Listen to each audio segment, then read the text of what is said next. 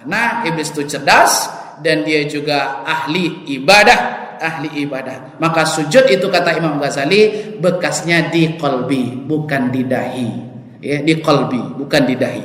Maka oleh karenanya, Ustaz, saya sudah di dahi, tapi qalbi alhamdulillah. Itu yang jadi kalau di sini mungkin dalam mau sujud tidak masalah Pak. Tapi jangan sampai di dahi kita ada bekas sujud, tetapi di hati kita tidak ada bekas sujud. Ini nauzubillah summa nauzubillah. Biarlah di dahi kita tidak ada bekas sujud, tetapi di hati kita ada bekas sujud. Itulah yang diinginkan oleh Allah Subhanahu wa taala.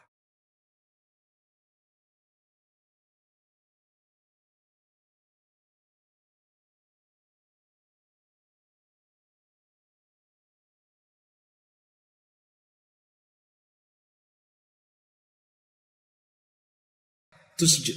Karena kenapa? Karena sujud ini adalah sesuatu yang membuat iblis laknatullah itu menangis. Ini sesuai dengan hadis Rasulullah diriwayatkan oleh Muslim, "Iza qara'a ibnu Adam as-sajada fasajada intazala asyaitanu yabki yaqulu ya wailah." Kata siapa? Kata iblis, jika anak Adam membaca ayat sajadah, lalu kemudian dia sujud, ketika itu terdengar ayat sajadah, lalu anak Adam ini sujud, maka setan akan pergi menjauhinya. Ia beki sambil menangis. Karena ini yang tidak diinginkan oleh iblis. Sujud ini tidak mau. Berarti kalau ada anak Adam yang sujud, berarti dia sudah merasa gagal dalam visi dan misinya. Itu. Sambil dia berkata, yaqulu ya wailah, celakalah aku. Disampaikan dalam hadis, umirtu ana abi sujud fasajada falahul jannah. Anak Adam disuruh sujud, kemudian dia sujud, maka dirinya surga. Wa umirtu bisujud, sedangkan aku disuruh sujud, fa abaitu, aku enggan untuk sujud, faliyan nar, maka surga neraka untukku. Ini Pak. Ini kata siapa? Iblis. Maka sujud itu adalah inti dari kita. Sujud itu termasuk juga masjid ini adalah tempat sujud Pak. Tempat masjid kan asal kata dari sajada yasjudu masjidan. Sajadah asal kata masjidnya sajadah Pak. Masjid itu sajadah yasjudu masjidan, tempat berarti kalau itu masjid tempat merendahkan diri kita di depan Allah. Jadi tidak wajar masjid tempat untuk berselisih paham. Karena masjid tempat merendahkan diri kita kepada Allah Subhanahu wa taala. Maka di masjid tak boleh teriak-teriak keras, tak boleh berselisih paham, berbeda pendapat boleh. Tapi sampai kita untuk berselisih dengan jemaah yang lain tak boleh, karena masjid di tempat sujud. Makna sujud itu adalah merendahkan diri kita di hadapan Allah Subhanahu wa taala, menghinakan. Maka orang Arab dia tidak mau sujud karena sujud itu mereka dianggap hina. Gitu, Pak. Nah, di saat sujud itulah maka seharusnya kita lamakan sujud kita. Karena kenapa? Kening kita mencecah kepada tanah. Artinya apa?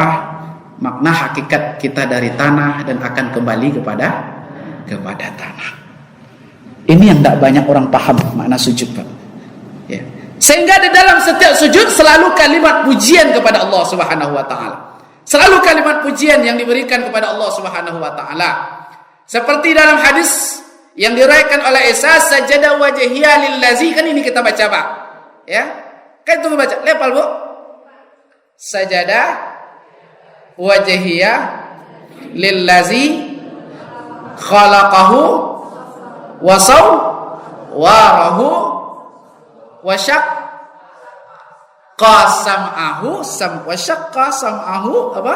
Wa basarahu bihauli wa quwwali fatabarakallahu ahsanal khaliqin. Sajada wajhiya lillazi, aku bersujud kepada Allah yang menjadikanku. Berarti sujud kita untuk siapa, Pak? Sujud kita untuk siapa? Allah. Jadi itu guna sujud. Jadi Mi'raj ini kan sering orang berbeda pendapat, Pak. Sampai-sampai baca kak dia memindan Mi'raj kiri kanan.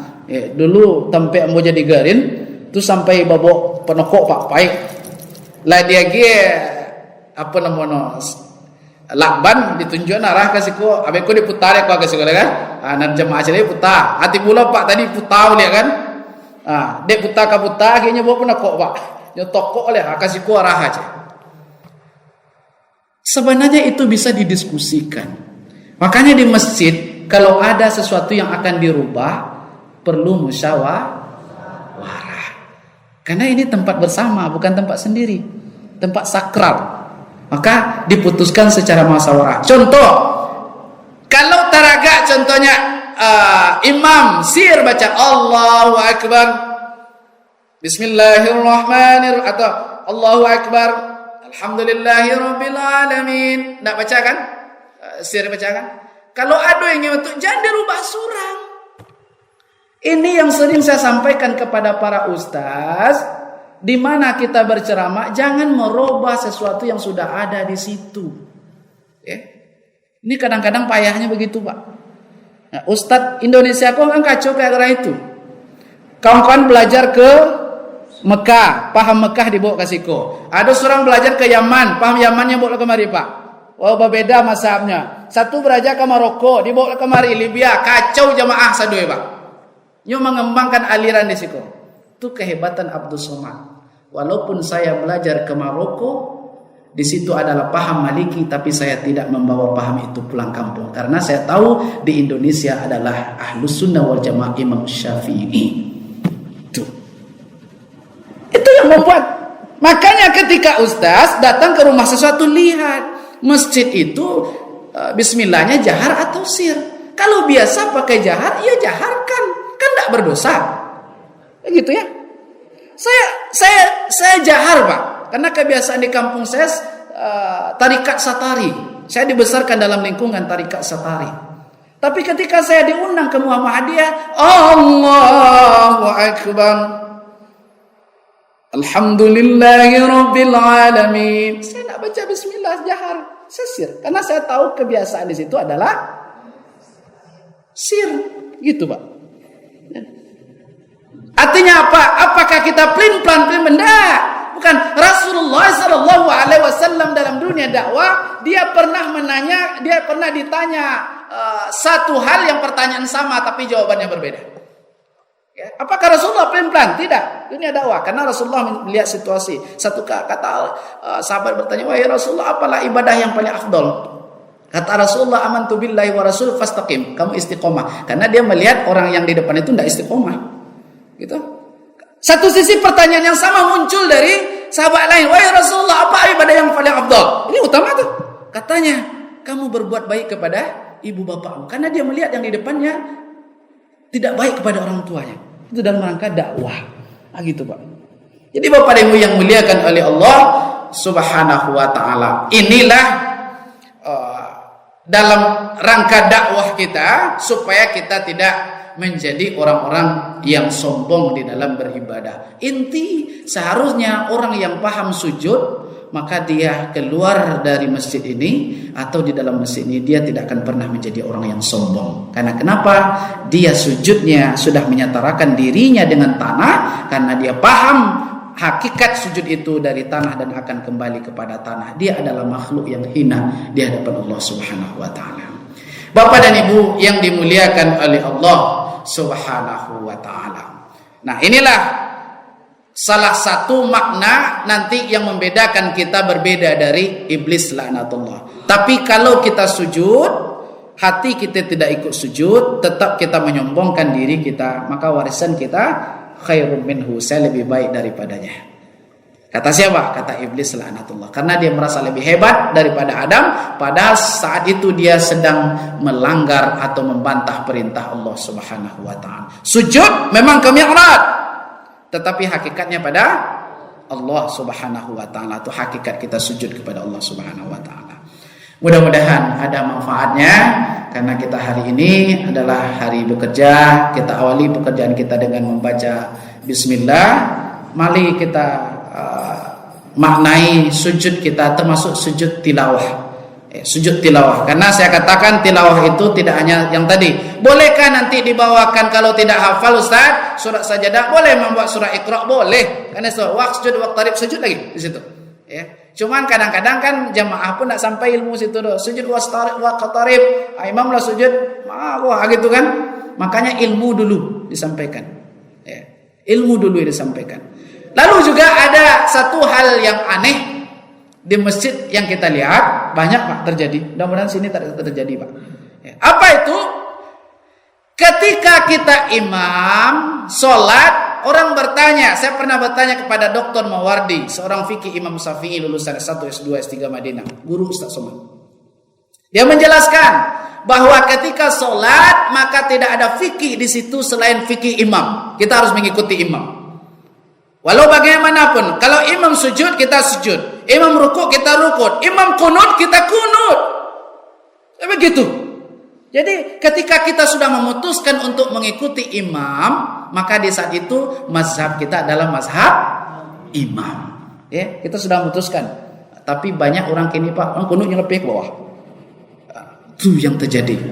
Jadi artinya Bapak dan Ibu yang dimuliakan oleh Allah Subhanahu wa taala, kalau memang begitu, tentu kita akan mengikuti. Kalau memang kita tahu imam kita itu begitu, salah satu contohnya, ketika tidak mengikuti dia, mungkin kita lebih baik untuk mengikuti imam yang lebih paham dengan kita. Nah, tapi ketika sudah Allahu Akbar, di saat itu mazhab kita adalah mazhab imam. Jadi inilah yang perlu kita luruskan. Mudah-mudahan jangan sampai masjid untuk tempat pergaduhan, tetapi masjid ini untuk tempat merendahkan diri kepada Allah Subhanahu wa taala. Dan tentu kalau kita rendah dengan di hadapan Allah, kita tentu tidak akan mau untuk berselisih paham, mengeluarkan kata-kata kotor, kemudian kata-kata kasar di dalam masjid, karena tidak boleh berteriak pun tidak boleh di masjid.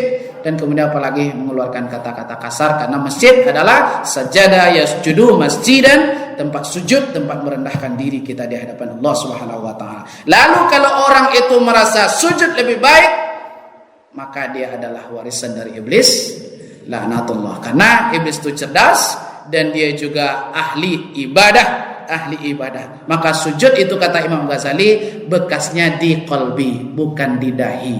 Ya, di qalbi, bukan di dahi. Maka oleh karenanya, Ustaz, saya sudah di dahi, tapi qalbi alhamdulillah. Itu yang jadi kalau di sini mungkin dia mau sujud tidak masalah Pak. Tapi jangan sampai di dahi kita ada bekas sujud, tetapi di hati kita tidak ada bekas sujud. Ini nauzubillah summa nauzubillah. Biarlah di dahi kita tidak ada bekas sujud, tetapi di hati kita ada bekas sujud. Itulah yang diinginkan oleh Allah Subhanahu wa taala. Subhanakallahumma wa bihamdika asyhadu an la ilaha illa anta astaghfiruka wa atubu ilaik. Subhanallah walhamdulillah wa la ilaha illallah.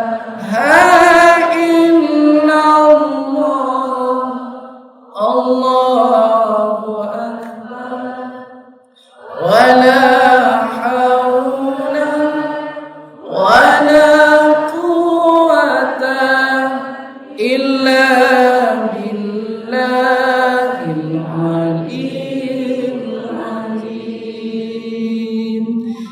terlebih dan terkurang saya mohon maaf. Assalamualaikum warahmatullahi wabarakatuh.